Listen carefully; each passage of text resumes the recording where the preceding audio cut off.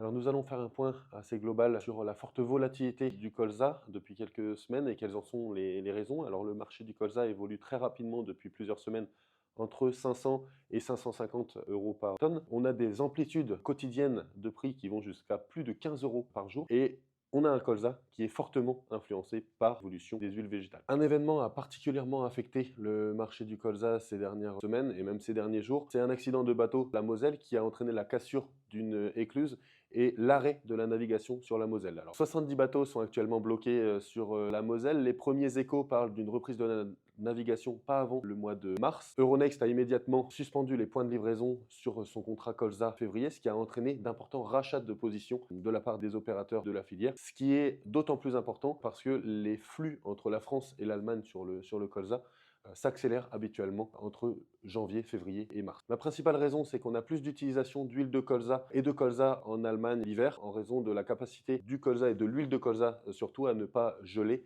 et sa capacité à être intégrée d'autant plus dans les biocarburants pendant les températures froides de l'hiver. Alors des tests sont actuellement réalisés pour reprendre progressivement la navigation sur la Moselle.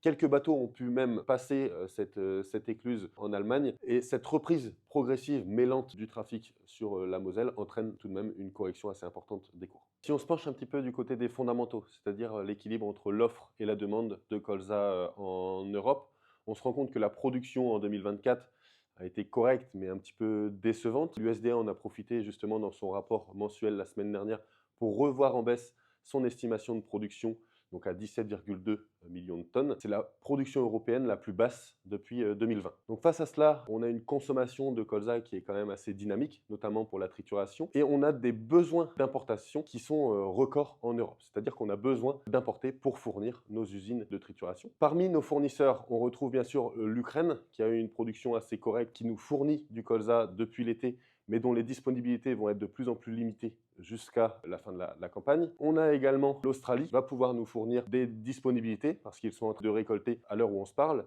Et finalement, on a le Canada qui est également un très gros fournisseur de l'Europe en colza depuis plusieurs années.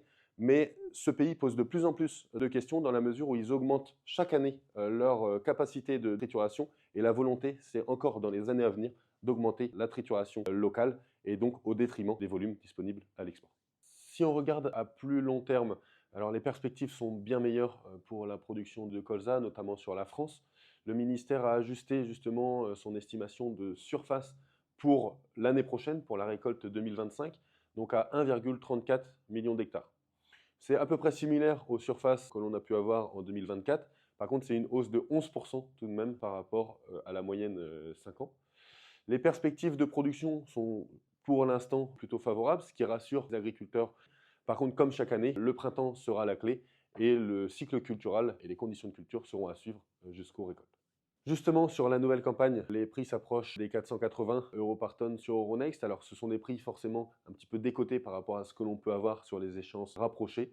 Par contre, ça peut valoir le coup pour les agriculteurs d'y regarder sur les ventes de la nouvelle récolte 2025.